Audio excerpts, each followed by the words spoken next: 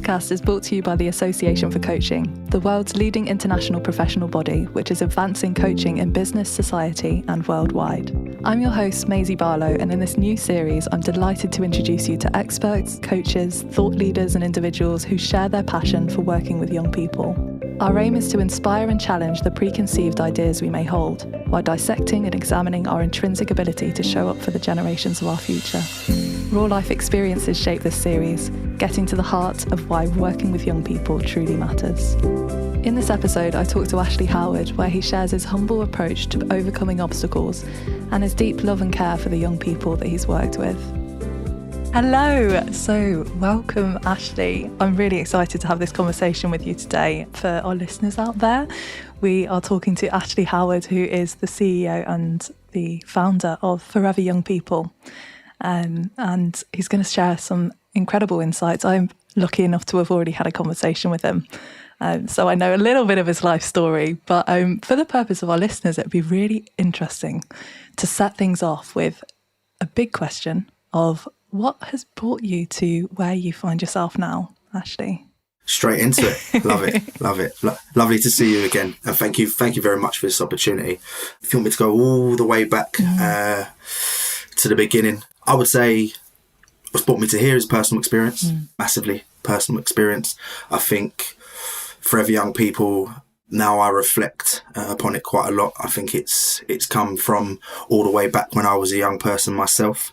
I think the difficulties and the challenges that I went through when I was younger, whether that be family stuff, friendships. When I was a teenager, I went into a family refuge, myself with my younger siblings and my mum. We had to move. We were just going into year 10. So I think it's all to do with personal experience. And as I say, when you kind of bring that all in kind of as a combination, it put me on my journey. It put me on my journey when I didn't even realise I was on a journey. And now obviously having this conversation 15 years into it, my professional career, but obviously my life kind of started 34 years ago now. Yeah. And those challenges, as I say, as I was going through them without realising, built me to where I am today. Yeah, thank you. I mean, that's such a sort of coherent, snapshot, I suppose. Yeah. And yeah, you're completely right. I mean, I suppose when we're having conversations like this, when we're talking about kind of careers and how to get things started and how to help young people, we forget we were young people ourselves. So to hear that, definitely. Yeah, you sort of came from adversity, a difficult upbringing, that I think is so important in this line of work. So I'm really intrigued to know, and please only share as much as you're willing to share, but a little bit about your experience as a young person and some of those key points that maybe directed you on this journey, directed you on this path. I think going through this, learning through this, growing through this, I'm quite comfortable with my journey and my experience. Once upon a time I weren't, probably about 10 years ago. I wasn't. That then made me realise there's probably a lot more healing that I had to do. And I'd say for me, going way back when, I'd say probably even primary age, I think home life, there was certain challenges that were happening. Obviously going through that age, there's so much going on, there's so much enthusiasm for life, but there's not a lot of understanding. And ultimately, if you're not taught those things or shown those kind of emotions, and I think with kind of mental health, mental well-being and those sort of things, I don't think we had the capacity for the conversations back then. And this was only 25 years ago. I don't think we really understood it, and as kind of time's gone on. So as I say, for me, the real start, I would say, was my teenage years, where you have an awareness of the kind of negative things that are going on. You feel the experiences a lot more, but you don't really have the awareness of the potential, the triggers that you're going through. You come out of a relationship and you explode. You're so upset, you're so hurt, and it's not necessarily always to do with the fact that you've broken up from this 3-month relationship, but it's potentially the abandonment that's come from that, the rejection, where you felt that prior. So that was kind of already in your kind of subconscious inside your core. For me, over the years, as I say, I think I got to about 19. So from about 14 to 19, I was extremely lost. And I think we go through stages of kind of trying to find ourselves. And I think from that phase, when I come out of the family refuge, then went back into school, everyone else seemed to be going on around their normal life. So it was like year 9 going into year 10. So that summer was a real big change for myself, and going into GCSEs and then going into a whole nother school in a different area. So where I was living at that time was Hertfordshire, to then go to Oxfordshire. Wow. It was quite different. Yeah, quite different. And also those experiences with your family. For example, my mum dealing with a breakup, which was quite difficult for her because she was in that relationship for a substantial amount of time. And then the protective state that I then felt that I had to go in to look after my mum, but then also my younger siblings, which was quite a difficult experience, because then for me, my feelings and how I felt kind of were suppressed, pushed away, because I was at that point become the man of the house when I was 14 years of age. You know what I mean? So then being there for a few months and then coming back into what was my world, completely different. Everything changed. All the friends were the same, seemed like they're the same. And ultimately, I didn't know what was going on in their life at the time. They might have been going on. But for me, everything had completely changed. How I felt about people, life, myself. And that's where I felt that I was pretty angry. I was angry with a lot of things that were kind of going on. So that next kind of 5 years, school completely became something that I didn't care about. My school attendance dwindled. I wake up most mornings not wanting to go, and then most of the time I wouldn't go, even though my mum likes to say that's not true. It was true. But it was a difficult time, and for me, going into a setting which people are wanting you to do certain things, and you think, I've got other things that are going on in my life right now. This isn't really important. So that really, really changed for me. So then over that next 5 years, very lost. Very, very lost. And it weren't until I kind of one day stumbled, I think through luck. I say luck. I think I wanted change. I wanted things to be different. I wanted to put myself in a position where I could start learning, and from my experience, then start trying to help. If that makes sense. It makes perfect sense. And like what's, I suppose, really struck me is that kind of, you're a teenager and it's all emotion. It's all emotion. Our brains aren't fully developed, are they, at that age? So to, be pushed from one place to another, I understand that personally, actually, because around the same time I made a move. So I do really understand that kind of displacement and trying to make sense of something that just feels, I mean, teenage years, you're changing all the time anyway, but everything's changing. Definitely. But to be kind of picked up and moved, and the caregivers and that dynamic to even change must have been a really difficult experience. So I understand the anger. I think underneath anger, sometimes there's often a lot of other emotions. So I'm sort of seeing you now sitting in front of me, but I'm imagining this, teenage boy that is feeling so much and just can't express that, or doesn't have the space to express that. And then to hear that you were able to say, actually, I know that there does need to be change, is so powerful. Yeah. It's so powerful because, young people they can go through terrible things, but I think their resilience in a lot of ways often strikes me. You're going and you're growing through things, aren't you? So you got to the age of 19 and you were feeling this desire to change. So what happened? Where did you find that key to unlocking your future? Yes. So a lovely lady named Layla, who I always relay as my youth work mum.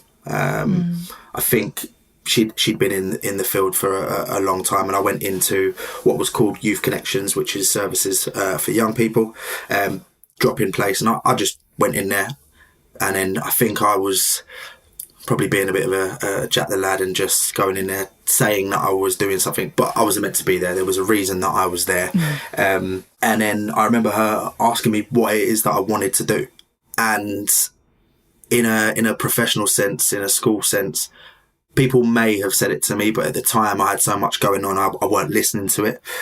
And it really then, it hit me, if I'm honest. It hit me in a way that I was like, oh, you're actually asking me what I would like to do. What do I want to do? And when I was in the family refuge, my mum actually spoke about this not too long ago, and she said that I think that was the real start of where you were going to go. So when we were in the refuge, there was a lot of younger children in there, and for me at that point, I was 14. A lot of them, they were kind of primary age, and I took on the responsibility. When I was there, when they had all the gatherings of all the parents or the parent who was there, I took on the responsibility of looking after those young people while the parents can kind of have some time to relax and that sort of thing. And I remember saying to Layla, I want to work with young people. And I remember saying straight away, I know I'm only 19, I know I'm not old, but I feel that I've gone through some experiences and I would like an opportunity to work with young people. And she said, that's absolutely fantastic. And you can be any age. You can be any age. You can be 19, you can be 30, you can be 40, you can be 50.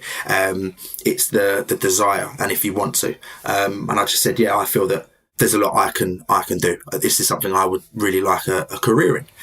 And at that time, the Prime Minister at the time, I think it was Gordon Brown, this is going back some years now, he had a volunteering kind of placement that was on.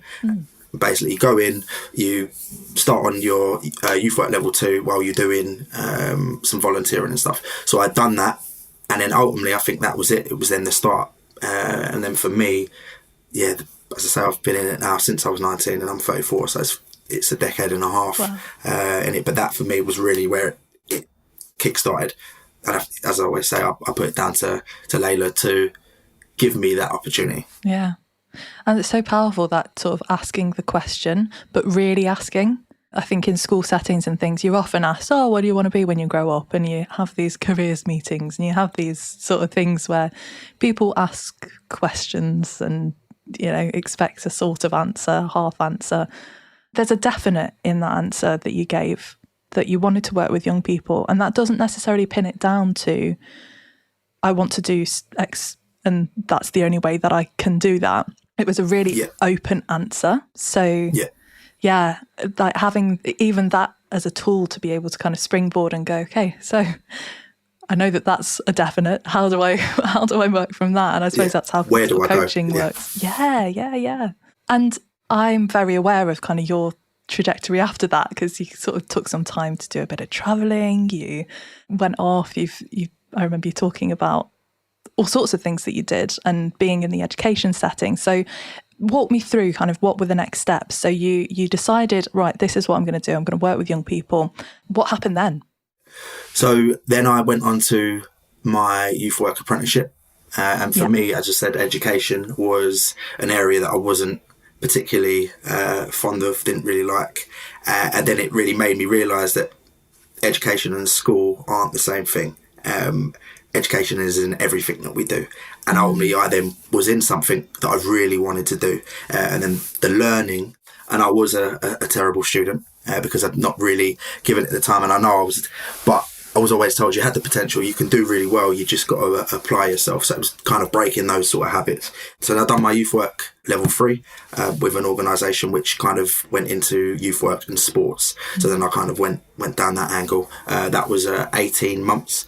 And then ultimately for me, because of the organisation, they were also a growing organisation, it taught me many skills, because ultimately they were also going through the beginning of their business journey in a way. So ultimately we were kind of working alongside each other, helping each other and that sort of thing. And it was a really big... Muddling through together. Learning. Yeah. Yes, definitely. A real big learning curve. Yeah.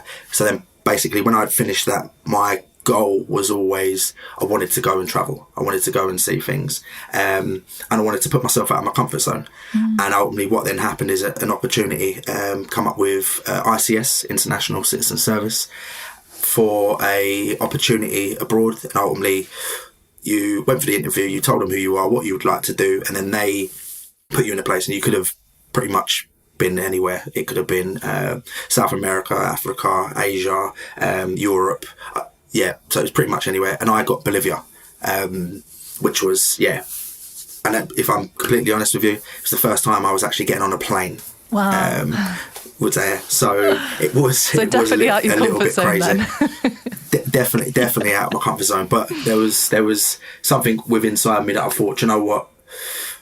I was still quite frustrated and quite angry, and I was still focusing about me. And I was like, "Do you know what? I need to go and put myself in a position where I'm uncomfortable, where people need help and need support." And ultimately, for me, it was probably the hardest, greatest experience I've then had. So then for the next, I was there for 12 weeks, but I didn't make the 12 weeks. So ultimately, when I was out there, I was working in orphanages, ages from newborns all the way up until 18. So they were different in two different sectors. And ultimately, absolutely fantastic, really good. ICS were absolutely brilliant. But I ended up getting pneumonia and bronchitis while I was out there. Yes. And one day I remember waking up thinking, I feel really weak. I'd lost quite a lot of weight. Yeah. And I was like, and ultimately ringing, then going into the hospital while I was there. A real big, that tested me because ultimately they're all having a discussion in Spanish and I have not got a clue. Completely scared, looking up on the thing, looking up at the X-ray, and all I can see is it all blue. And I'm thinking, worst case scenario, what is happening? And when they told me I had pneumonia and bronchitis, I was then on a drip for, it was 9 days. Wow. And then ultimately they then had to then send me home. But it was a part of the journey. And it was one of them, when I then got back, it was become a part of the story. And then ultimately what then happened, as I was then coming back, someone who I'd done a bit of work with on my apprenticeship, Nicole and Proaction, who are a big part of my journey, she said, we've got some work if you want to come back and get back in. So then I went into the charity sector, become a youth development worker. Yeah. And there it was kind of based on young people's training. Mm-hmm. And again, it was a smaller organisation which done a lot. Yeah. And again, it was one of them, it put me in positions where then ultimately they then put me through all the training in the world, from teamwork, leadership, sports, dance, everything. They were absolutely brilliant. And then I'd done my youth and community work foundation degree. Mm. And then basically, because the organisation, again, were a small organisation, then growing, then ultimately what then happened, funding and stuff like that. So then ultimately, I then got made redundant. Mm. And I think it was then, again, perfect timing because I then had an opportunity to go into a pupil referral unit, so into the education sector, which I think is quite funny because the whole swing around. Didn't want to be in school when I was younger, then ended up then back into the school setting. And I think that there for me was, say, probably one of my favourite times of my career. I was there for 6.5 years. Wow. I started as the lead youth worker, and we worked with the most challenging students within in the PRU setting. And then from there, as I say, more learning the whole kind of education system within inside the actual setting, then allowed my perspective to change massively. I had a lot more understanding. As when I was younger, I used to think, they ain't got a clue what they're doing. They don't like us. They're not trying to support us. Why are they doing that, this, that? And then when you then go into it, you're like, oh, yes, that's why you're doing it. That's what it links up to. So the understanding then, I become a lot more aware. And it then made me realise, I did completely, I was wrong way back when. And then while I was there, they then offered me the opportunity to train to become a teacher, which I took up. Which studied for the next 2 years, done that, and then once I then finished that, redundancy then come up again. But whilst I was there, I then kind of had the idea of Forever Young People. I really appreciate and liked the one-to-one support work, mentoring, and I've done quite a lot of it within the school. So then it was kind of there. I then started doing some side stuff, had some private clients, and was kind of just working across the board. And then ultimately, when I then got made redundant, that was the summer that things kind of pretty much changed. I then just turned around and thought, you know what, this is the opportunity. It's either now or never. And then that was pretty much the birth of Forever Young People. Wow. So that's kind of how it has then gone. And then Forever Young People now, we're just over 3 years old. Yeah. And year by year, again, learning curve completely, your own business, one-to-one myself for a period of time, doing that, really enjoyed it. But then the need, people then coming to you saying, we've got some young people that I'm one person. Yeah. I can't see a certain amount of people.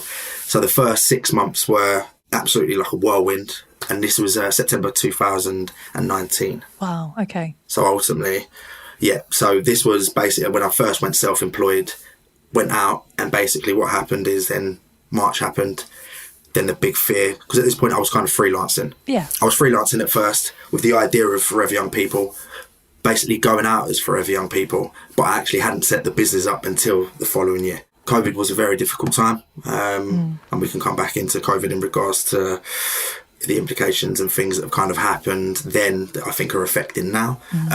But for myself, it was an opportunity which I do believe that I then took, because a lot of things stopped. And for me, working closely one-to-one with a lot of young people, I didn't. So I was still very much, because I was self-employed, government wouldn't help or support, because I was only 6 months self-employed. Then ultimately what I then done was then offering sessions. So walk-in sessions, meeting young people, going for walks, that sort of thing. And then that's when I then think my name and Forever Young People's name kind of then went out. And then ultimately, say then the September, I then set up the business as an actual business. Yeah. And then that's where the business side of it then come. Because when I first started, I did not have a clue. I'm hearing a lot about just throwing yourself in the fire and sort of learning to dance among the flames and just working it out. And I think that's so true of, I suppose, a lot of coaches as well. You don't really know who you're going to coach. You don't kind of know what you're doing. Maybe a lot of coaches come from kind of a career in coaching in something else, not even in coaching. There's all this newness. There's all this capacity to, I suppose, push yourself beyond what you think that you can do. And I think, I'm hearing, even when you were young, there were glimmers of that. There was that resilience. There was that becoming a leader, becoming an advocate, becoming something for these other young people that were also going through it. So it's just beautiful to hear this kind of passion that you have for it, and how it's carried you through all these redundancies and blocks in the way. Yeah, and I think the big thing is they are going to come. Yeah. And when you are younger, you feel that it's the end of the world. First relationship breaks up, it's the end of the world. Everything is completely broken down. Life isn't easy. It's not easy. It's never going to be easy. There's going to be so many challenges and things that happen. And I now know that things will work out. And for a long time, I was throwing myself into things probably with a bit of naivety and a bit of fearlessness. Whereas now, I'd say it's a little bit more calculating, but also the understanding that I do it with the right intention and make the right plan. Things will work out, but there will always be challenges, and that's okay. Yeah, no, I definitely hear that. So we've sort of touched on, obviously, Forever Young People being birthed just over 3 years ago, and I'd love to hear a bit more on where you've been in that time. So you started off just yourself. Obviously, you then thought, right, there's something here. You've probably been feeling it for a long time. And then how has it evolved? How has it shaped and moulded and changed? And if I'm honest, it's still overwhelming, because it's the scale of things of how they've gone. It's been fantastic, to the point I'm actually currently doing the end of our year newsletter, and then typing it up and then rereading it through. I'm like, oh, that was a pretty good year. Like, wow, that's great. So, as I say, the first area that I went into was the one-to-one mentoring, because it's the area that I really enjoyed. And as I say, through my career, I've worked across all areas with children, young people and families. And then ultimately what then has kind of happened over the years, it was kind of life coaching, mentoring, and then we then started to offer support services. So services for children, young people and families who are in need of that kind of breakdown kind of support. Maybe if it's in the home, or if it's in a residential home, if they're a residential placement, and that sort of thing.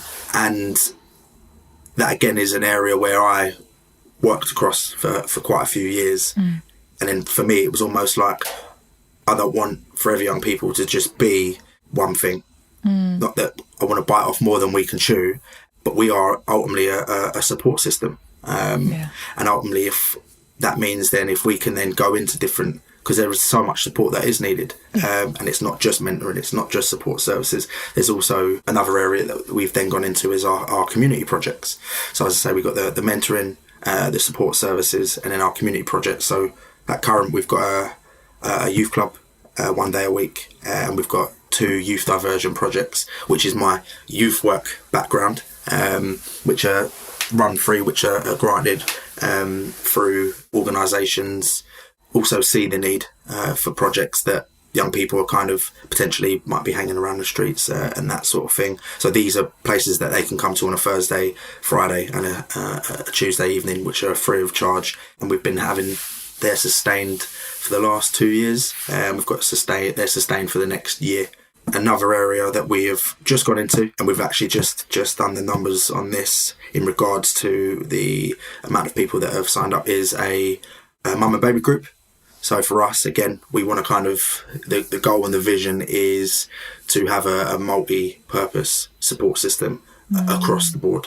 And that's coming from mums, newborns, all the way up. That's the vision, that's the goal, long term. So we started this, well, my partner, who's got a long background and experience with working with child development, and we had a baby 20 months ago called Dots. So the group is actually, thank you very much. And the group is called Dots Mum and Baby Group. And it, as I said, we started it February 2023, and we've had through the sessions that are on a Monday and a Friday, and we do seasonal sessions, so Halloween, Valentine's, Easter, Christmas, which are kind of then we bring in a photographer, other partners to kind of give other resources that are needed for mums, babies and families. And we've had over 1,000 people come in the last year, which when we kind of looked at our booking system, we were like, whoa, that is, brilliant. You don't realise sometimes until you see it on a page. And it was we use Eventbrite, and we then got sent the email, and because obviously we check it each week, and then we're then going through our newsletter to kind of look at all the impact that we've had and that sort of thing. Then it must have just known. I think it heard us. It then sent. I was just like, wow, how many bookings? I was like, that is absolutely blown away. So that's another area that we've gone into. Amazing. And then our next one is education. That's still a work in progress, but that's our next area. Yeah. Interesting. And it's amazing that you use the word support system, because that's often, I think that's what we need as human beings. Forget young people, Definitely. Forget adults. It's all of us. Support, it's connection, it's that kind of one-to-one that you talked about, and being with others that maybe aren't going through the same thing, maybe are. The power of community is really strong in your kind of messages and what you're saying. Yeah. So when you set up Forever Young People, you had this sort of, you've told me before that there was this slight desire to be a little bit rebellious and to go against the status quo, go against the grain, and shake things up a little bit. So I'd love to hear your thoughts on your kind of those feelings around what needed changing. It's like stick it to the man. It wasn't that. I think when we discussed it when we was on the phone last time, I then come away and I reflect and I thought, why? Why is that something for me that's built? And I think when I then tried to put it down upon my reflection, I think it was a desire for personal growth, right, for myself, because there was a part where I felt that there was challenges and things put in place that happened within my life, and there wasn't then certain things that I feel that should have been there. And I think what we've kind of come to, I think, as a society, and I think we've still got a long way to go, that whole kind of expression, it's okay to not be okay, but again, having that space, and I think especially for all, but then also men, I think for myself, talking as a personal, I never felt I could speak out and be like, I'm really struggling here. This is really difficult. And I think it's the kind of stigma that kind of goes with it. Yeah. And I think for me, it's very much going through that crisis, then thinking things need to change. Yeah. There's something that's not right here. And ultimately, I think people's perspective, if someone's struggling, we need kind of more emotional intelligence, more understanding, more kind of empathy. And I think for me, that's not taught enough. Yeah. That's not given the opportunity. That should be, for me, first and foremost. Because I do feel that, again, within this world, money does talk. People need money to live, 100%. People need support to live, actually. You need those things put in place for you to feel and have that desire to kind of want to push yourself, want to live that life, live a life, chase your purpose, that sort of thing. And I feel like there's not enough of that. As I say, it's business before people. And ultimately, it should be people before community. And for me, that's why I push so much towards that, because I'm very much people first. The rest we'll work that out later. Yeah. I mean, it's interesting kind of looking at it because, like you've said, it's we live in this society that values the shiny badge of who you are or what you're doing or how much you're earning and what car you've got and, you know, those kind of things. Yeah. It's a really, really interesting one when you take those things away, because I suppose fundamentally we're talking about like what are people left with? What are people left with when their things, the stuff is taken? And if they don't have that space to be heard, to be listened to bounce around and make decisions to get out of that, I think we run a really big risk. So yeah, I think it's amazing that you've created something that does put people at the forefront. I mean, on your website even, it sort of talks about the personal, and you've said it yourself, but personal, social and emotional development. And what do each of those mean to you? Because they're like pillars that I've sort of seen cropping up in lots of your marketing and stuff. So for me, I look at this as like the framework for me in regards to the personal development, understanding yourself. What is your identity? And this can be at any sort of age. This doesn't mean just for young people. I feel if we can put it in place earlier, then fantastic. I think that's great. But ultimately, I think this is something that we can all kind of develop over our life. And I think back for myself, at certain areas, I was better at different things. So for me, I just feel this is the framework that I go by, and I put this into kind of forever young people. So in regards to our personal development, it's all about your understanding of yourself, your identity. And I said for young people going through that, you're trying to figure out who you are, what you are, where you kind of fit in. And a lot of the time, some people we conform because we think, oh yeah, that's cool. They've got the shiny badge. They look super cool. I'm gonna kind of do that, but they're then not necessarily thinking for themselves in that way. And then social development, the social norms, the social cues. Where do you fit in within society? Not that you necessarily need to fit in, but what is it that you want to bring in, that kind of development within the societal status? And I do feel with our social development, people as a whole are quite afraid to critically think for themselves in that way. So I feel like it's that, but then it's building healthy relationships in our community and that sort of thing. And if you look at, some people would rather have a relationship, whether it's good for them, toxic or whatever, as long as they've got a relationship. Do we know how to build healthy relationships? And then emotional development, I love emotional intelligence. For me, I think it's the most important intelligence there is. It's that kind of the regulation of the emotions that you have, but understanding where that emotion kind of comes from. If you feel something, you're walking along, having a good day, then all of a sudden you feel triggered. Most people then tend to not really, I say people, as I say, I'm just putting this, I'm not just putting it as young people or older people or anything like that. Do you have the tools, the strategies in place to regulate, process what you're feeling?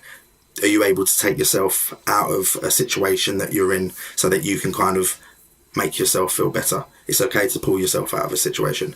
And a lot of young people, and I see on a day-to-day basis, they'll discuss a situation that they're going through, and they'll always say, yeah, but I stayed there. Why? Because they wanted to have a relationship with friends or whatever, even if it wasn't healthy.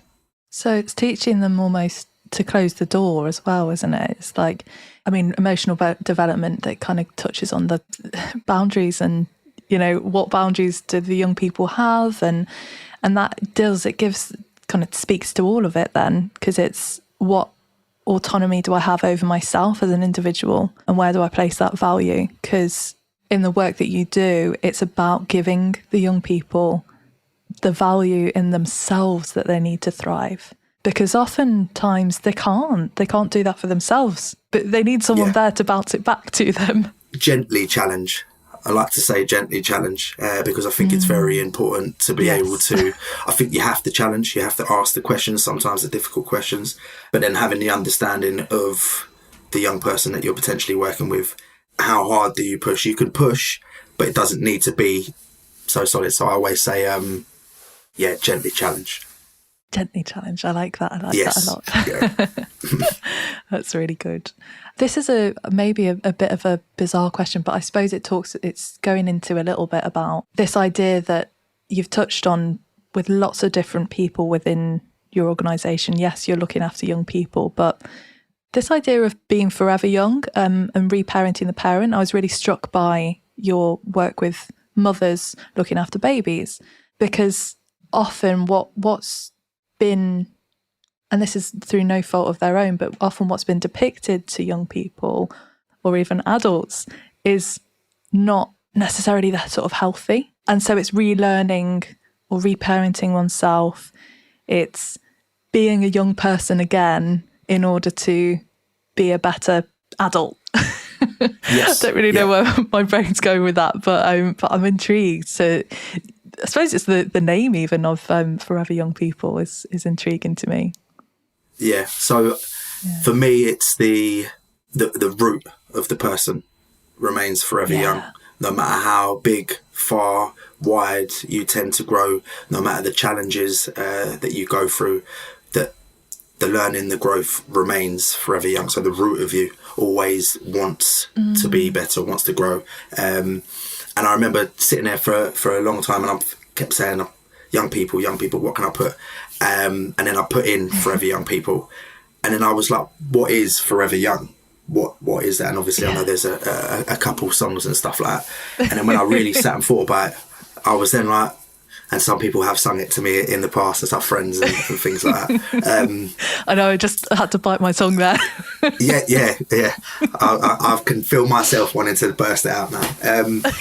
But it is it's the root. It's the root of you as a person, because ultimately, as we turn into adults, as we grow into adults, there's also an understanding that certain things that have come from previous generations particularly might not have been right.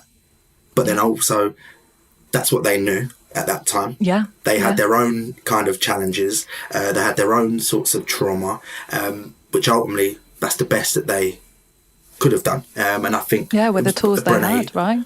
Yeah, 100%. And I think Brené Brown, I remember hearing it from her quite a few years ago, and it's, I'm not here to be right, I'm here to get it right. And I think it then kind of worked in that, and ultimately then having that understanding, they've done the best that they could.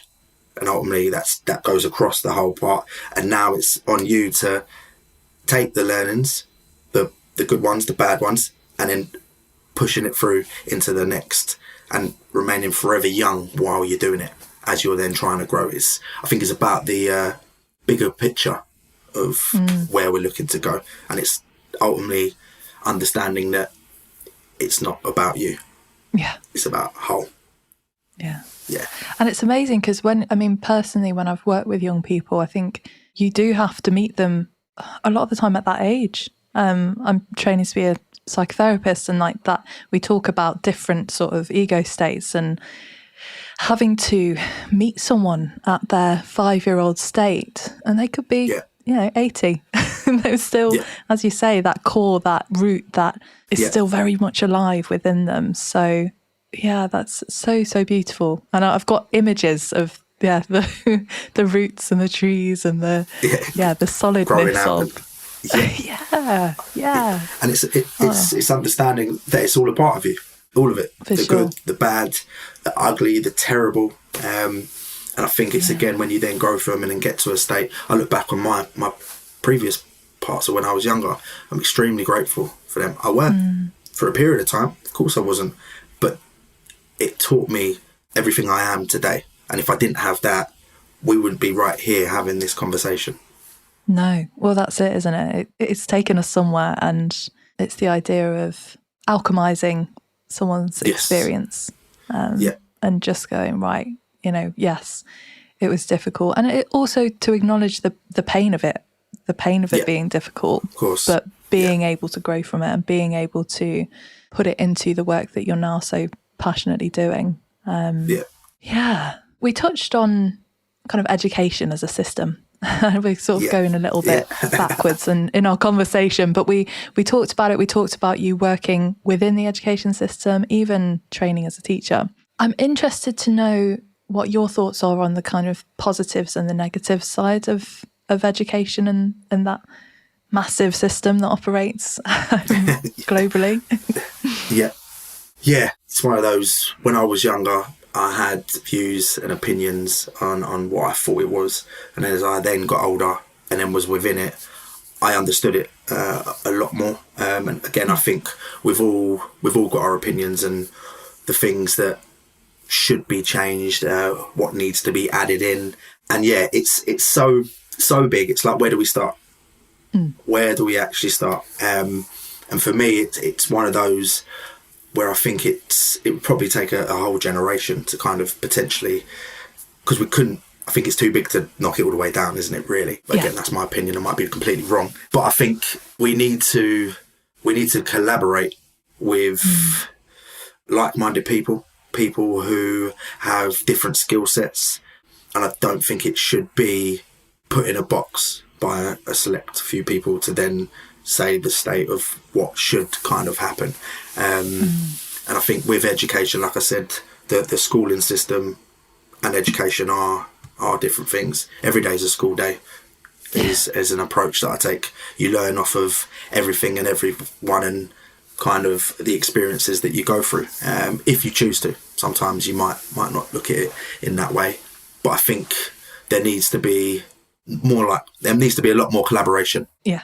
In regards to different fields, different perspectives, perceptions, and all of it coming in together and being like, okay, this works really well.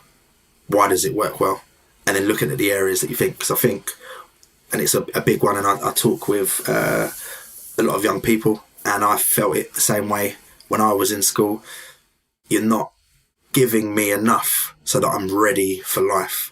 You're giving me things that don't get me wrong, I think it's great, and I know that it's not an easy job. I know it's very tough, but there's a lot of things. For example, learning how to understand tax, learning how to pay rent, learning how these life skills, actual life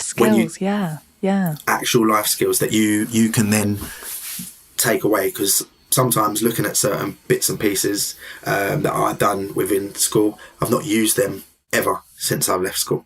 Yeah. Whereas ultimately, there's tools and proper life skills that I could have taken from school and been like, all right, I'm ready to go and do the things that I need to do to actually live life on a daily basis.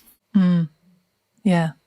I mean, it's that mismatch of what we think young people need. And I suppose what we're talking about is like, it's a really massive subject, and it's system change, isn't it? It's like that really big, slow beast of, how do we make these little small changes? But hopefully, they are the little small changes chipping away.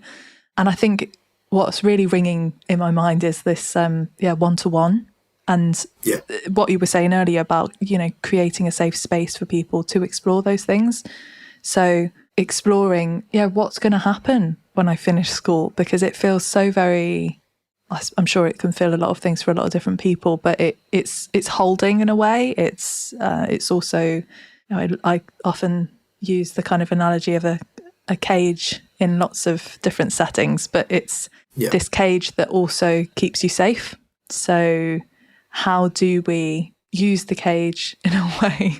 I can't believe I'm likening it to a cage, but but I suppose it is, how do we use it in a way that really make sure that people, when they are let out into this massive world, and it's getting bigger and bigger, you know, as things are becoming kind of more accessibly global. It's such a big world out there. So actually we're almost singing from a set of rules that were written and a bit outdated. That's my opinion anyway. I don't disagree with you. I don't disagree with you. And like you said, globally, a lot more is accessible, obviously, through the internet and stuff like that. So while everything else seems to be moving forward, there's some areas that kind of seem to be the same kind of rules that were written quite a long time ago. So I think there's, but again, it's so big. It's like, where do we start? Where do we start chipping away? So it's a tough one. It's really hard. It is. And if this is kind of hypothetically speaking, like if it was to break and be dismantled, and I suppose it's like a thought experiment. If school wasn't a thing, how would you envision it looking? That's a good question. I think you've already kind of mentioned it. I really appreciate the one-to-one aspect. That's not suited. Some people prefer a group, but I feel like with one-to-one you can really build the understanding. You can really build the rapport, the relationship, and the connection. And sometimes in a group things can kind of get a little bit lost. So with the one-to-one, I feel if we could, this is in a world that's, I think if we could do that, we could then really, with young people, what is it that you want to do? What is it that you feel that you need? And then it could actually look at them as a kind of the holistic approach across the whole board, and really focus on every single thing that this young person would need. But again, it's that, would we have enough people to do the one-to-one stuff? How much one-to-one stuff would you actually need? But then I think blending it with some group stuff, because I feel like with a classroom, I remember it myself in certain classrooms, I feel lost. Because sometimes I didn't necessarily know what an answer was. I didn't really want to put my hand up because I didn't want to feel like I was silly and I didn't know what I was talking about. So then I ultimately would never ask the question. And from that, I've kind of then taken an approach, which is, I think it's Laz Toe's comment, quote, "The man who asks a question will be a fool for 5 minutes. The man who doesn't ask the question is a fool forever." And I kind of took that from school, because I always remember at school there were so many questions. I'm like, I didn't actually have a clue what that was about, but would never ask. But sorry, that's going off on subject. No, I think it's beautiful. It is a massive question that I've asked, and also I think your answer, even though it sort of went somewhere else, you were talking definitely about this essence of not making children or young people feel silly for the questions that they have. And I think that's such a powerful thing. It's such an important thing, because even as adults, we don't know the answers to all the questions that we have. And we don't, oftentimes don't speak up because we don't want to sound silly, or we don't want to say something that doesn't quite make sense. So I think it goes back, I'm circling back into this space, this creating space where it's allowed. Everything's allowed. The wrong answers, the right answers, the questions, the mistakes, the opportunity for growth and development. Really, really interesting, really important. And I'm sure you do that with your work. I'm sure that's exactly what your sort of organisation stands for. Yeah, and I think ultimately it's, when you do things right, fantastic, that's great. When you do things wrong, that's okay. How was your intention? Was your intention to do the right thing?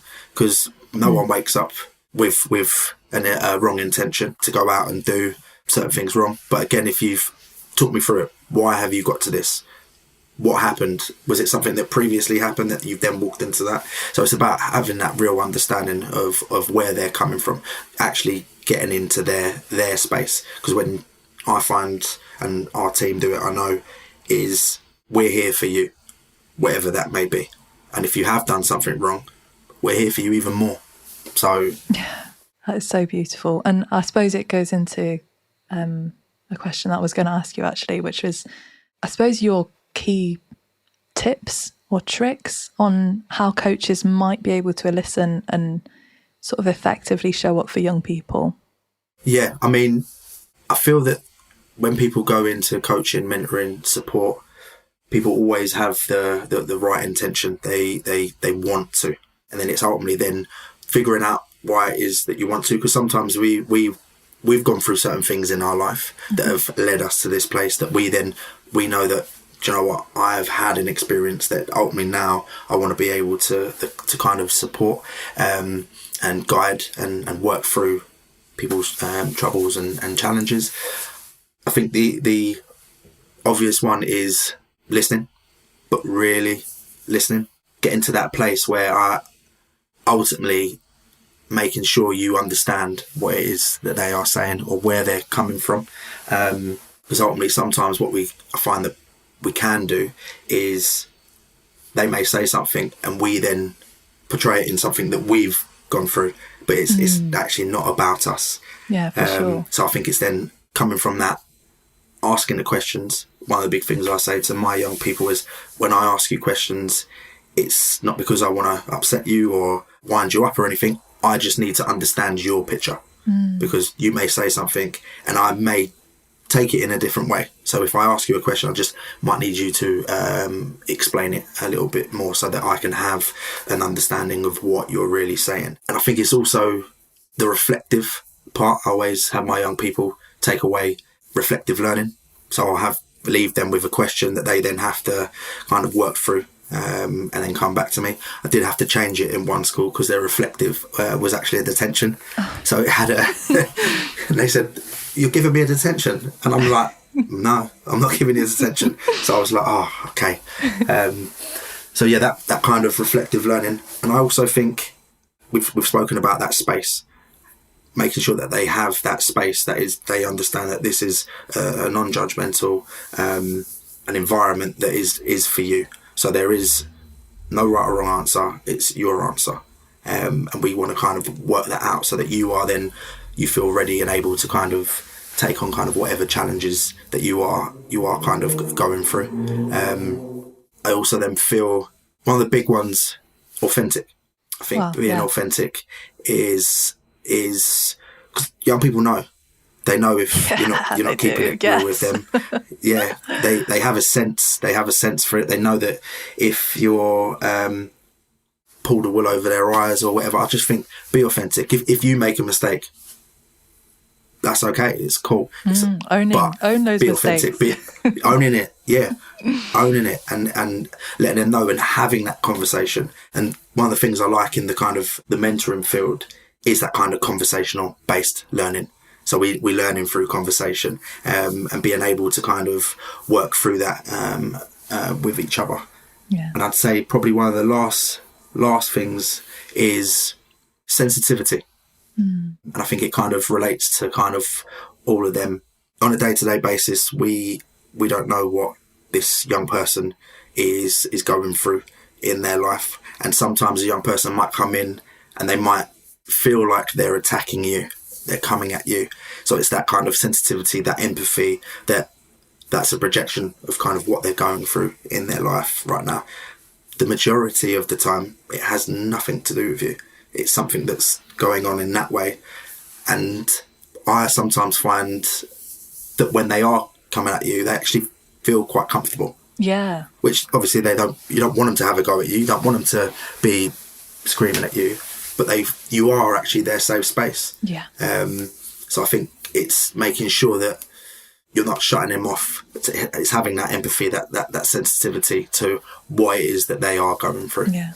Sorry, I put quite a few there. No, definitely. I mean, it's all really important. And it really, the word that comes up for me, and I was actually thinking on anyway, is like this slight power imbalance, being a coach and being an older person that is deemed an adult and has got things sorted and so is this, I think you've beautifully put it, having the sensitivity is also looking at the fact that you are a perceived powerful other in their life. You've got the power somehow. So it's how do we give the power back to them?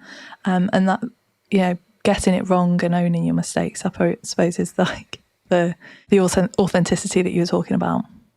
And letting them know that ultimately, as I say, with my young people, there's always the difficult part when it talks about sharing information and that sort of thing.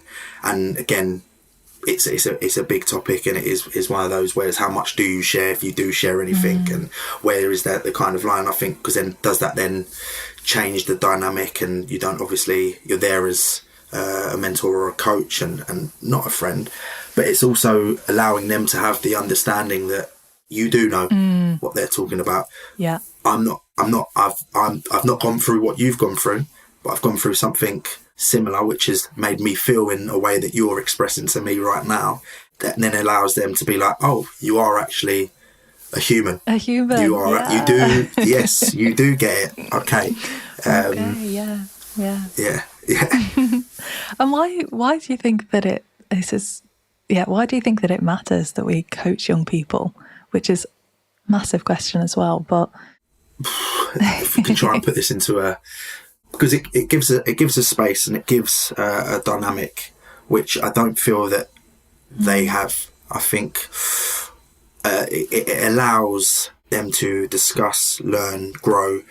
And for example, you might sometimes be sharing similar things that their parents might be sharing, or their teachers might be sharing, but the dynamic of them relationships at them times with parents, for example, there's a lot of emotions, there's a lot of feelings, there's a lot of kind of experiences that they've gone through.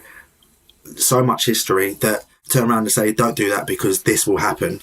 I'm not listening to you, mum or dad. I'm not listening at all, because you don't know what you're talking about.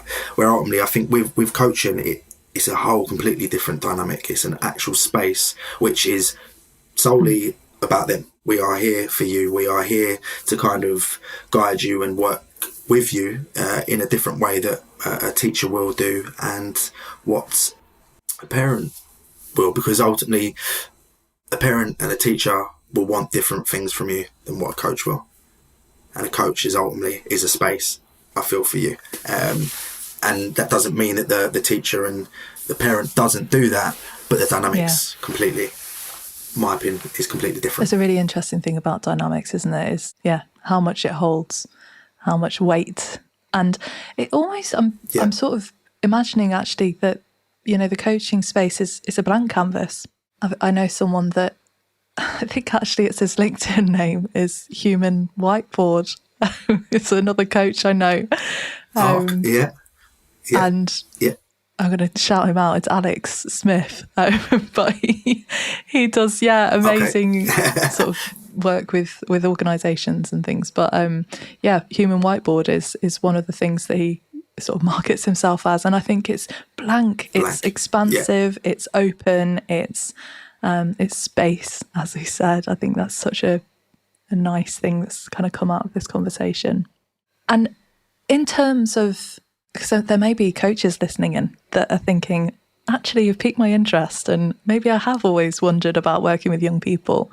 What would be, more than advice, I think, what would you dismantle within them that might give them the opportunity to work with young people?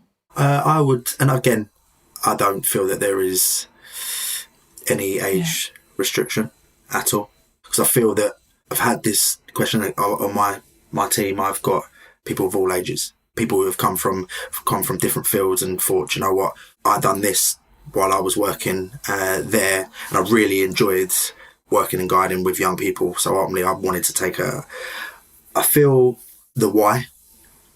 Why do you want to? I think the why, and also then I think how, because with young people, it's so broad, so vast. There's so many different areas and angles that you can go down with young people. How do you want to work with young people? And then I think it would then just be about training yourself, because then ultimately we've all got skills. We've all got a skill set that we can utilise and help other people. What is it that you have that you feel that you can then bring out into young people? Because there's definitely something, and it doesn't mean in regards to that you have to be because coaching can go in so many different angles. Same way with mentoring and whatnot.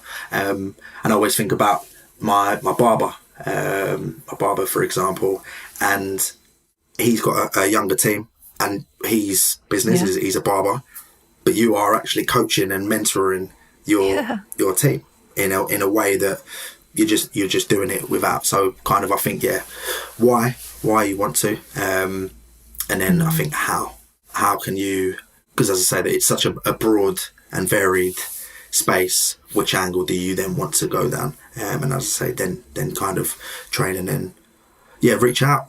Maybe it might start as a volunteer. I've got someone on my team who started as a volunteer, just as a little bit on the side, then actually thought, this is something I actually really want to do. I really, really enjoy this. And again, as I say, it's one of the big things it's not always about the training that you have. I think training is obviously, and qualifications are important, of course they are.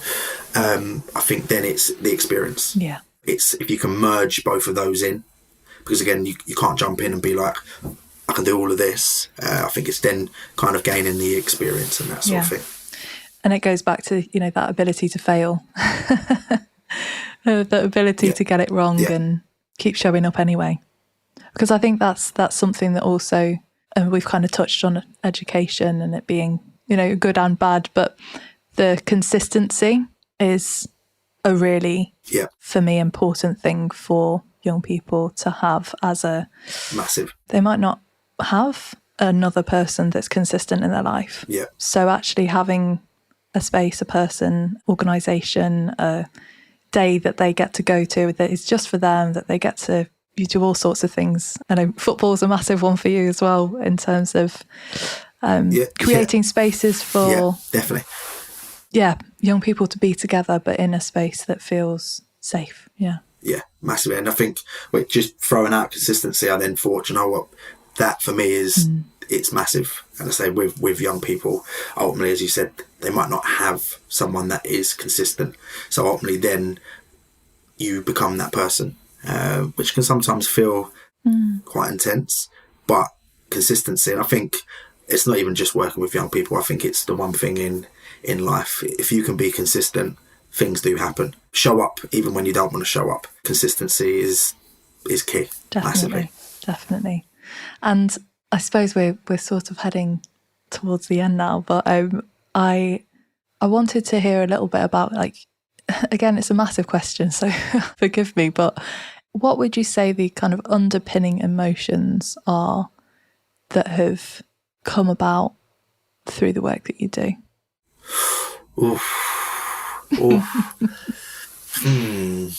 It can be a rainbow of different emotions, a kaleidoscope of them. But I think it is that. I think it's a range of every single emotion. You go through every single. Some days are good. Some days you feel happy. Some days you feel ecstatic. Certain things have happened. You think, oh my God, this is absolutely fantastic. And then you have bad days, and you do have bad days, because you are human. You are going to go through, and sometimes you work with a young person, you feel you've let them down. You feel that I've not connected with you in the right way. What is it that I've done? And I think it's important to kind of obviously reflect at yourself. And one thing I always say to my team, and when people come on board, because this is something I had to go through, and at one point I wanted to help everyone. I still want to help everyone. But I personally can't always help everyone, because there might be certain connections that aren't there, that we can't connect in that way. But ultimately, if I can then get someone in my team that is then able to connect with that person, it then still kind of helps in that way. And it's one of those things that, knowing yourself and understanding that you're not always going to be able to be that person, and that's okay. It's completely okay. It's not a nice feeling. It's actually you feel like sometimes you're letting people down and stuff like that. But if you have the understanding and knowing, so the feelings and emotions that you kind of go through, I think it's pretty much every single one. But the one big thing for me is when you have the understanding of why. And for me now, I feel I have more of an understanding of my purpose and what I'm trying to do, and actually appreciating the kind of journey that I've been on. My one is, I would say, which I do struggle with quite a lot, is feeling proud in a way that creating something that once upon a time I felt that I needed, and to actually really take everything that I've kind of gone through in my life to then try and put that out into the world. And sometimes when you do that and it doesn't work in a way, and you go through a challenge or an obstacle or a failure, it then can battle you back. It can make you then feel, oh, maybe I'm not doing the right thing. But ultimately, again, it's about showing up and understanding that you're going to feel both emotions. And one thing, I had a conversation with someone on my team the other day. She's absolutely fantastic, and she'll know who I'm talking about because these are the words that I said to her. And she said, "I'm so sorry for being sensitive." And I said, "I'm glad you're sensitive, because you wouldn't be so good at what you do if you wasn't sensitive." Because she cares. I care. I said, but on the other part of that, sometimes when things don't work, it's going to be quite harder to come back from. Yeah. Because you care so much. So that's that battle that you've then got to have with yourself. You've got to work through those kind of emotions. The emotions that you're telling the young people to work through, you've also got to go through those yourself. So yeah, sorry, I've kind of gone off on a whole... Beautiful. Because it's quite hard to put into, one bit of... Because I do feel it's everything. And another story, I like to tell a story. I see young people... so it was my younger brother's birthday this weekend, and we were celebrating it, and I see young people who I worked with 10 years ago who are now in their early 20s, 23, 24, and they come running up to me, and at first I was thinking, whoa, who? And then I looked and I thought, oh my God, it's you three. I was like, and then had a good 10-minute conversation, and the things that we then discussed and what they said, they're all doing really well. They all thanked me. And the conversation, we did have a 10, 15-minute conversation. And I remember sitting down and really taking it in, and I thought, that's why you do it. Because those are the things that you can't always measure. You're never you might not see that impact, but it's those kind of sprinkles in that seed that, you know what, they then go out and do whatever they need to do. You aren't all of that, but you may have just been a part, which is a beautiful thing. Yeah. I'm really hearing the reparenting of yourself as well, or not necessarily reparenting, but like the support. So you're giving now what you needed, and in some way you're giving it to yourself. Yeah. Trying to. We're always trying. We're always trying. Yeah. That's all we can do. Definitely. Exactly. Wow. I mean, I'm just beyond words on your kind of journey and your insights and your wisdoms, and thank you so much for sharing everything thank you very much for having me with us today. I did want to just ask whether there was anything that you would like to shout about. So is there anything kind of coming up, anything that you would like to publicise? It's your space to do it. Yeah, I think I kind of mentioned it earlier on. So one of the areas that we're looking to go down is education. So we obviously offer the mentoring and the support services, and one of our next angles is kind of a not an alternative provision, but an alternative education mentoring system for young people who are potentially struggling within the school setting, who aren't in the school setting. And it is that kind of one-to-one community-based kind of work. And then the other area is our DUPS, Mum and Baby Group, which, as I said, I'm extremely, when I see it, I was just like completely over the moon. So I think, for us, it's, say over the years, it's been quite overwhelming, because certain things, when you might win an award or anything, which is crazy. I sit down at certain tables and whatnot, and you still have that sense of, whoa, what is actually going on? But yeah, for me, I think we're just going to keep pushing forward and trying to do what we do and enjoy the good and the bad. Do you know what I mean? That's it. That is it. So anyone that's kind of maybe working within the education system, I would strongly urge you to make connections with Ashley. because there's work to be done. Yes, 100%. Yeah. So I don't know whether there was anything else that you wanted to share, but I just wanted to say thank you really for coming and just sharing your story. Yes, it's good. It's nice, isn't it, just to have that kind of conversation. And you sit there and I'm thinking, but I like the natural conversation. Do you know what I mean? And you can kind of sit and be like, I wish I should have said this, but I just think it's nice to be able to, and I think you give that space. And I know we've mentioned the word space a lot. I've really enjoyed it. It's been really good, really good. Well, it's been a really nice space for me to be a part of, and just hearing what you're up to. And I sort of got to know you by a very strange way, actually. I think I was recommended you on LinkedIn, and you popped up because I'd just moved to Hitchin. Obviously your work's kind of in that North Hertfordshire area, Welling, and I just saw your profile, what you were doing, and thought, that sounds really cool. That sounds amazing.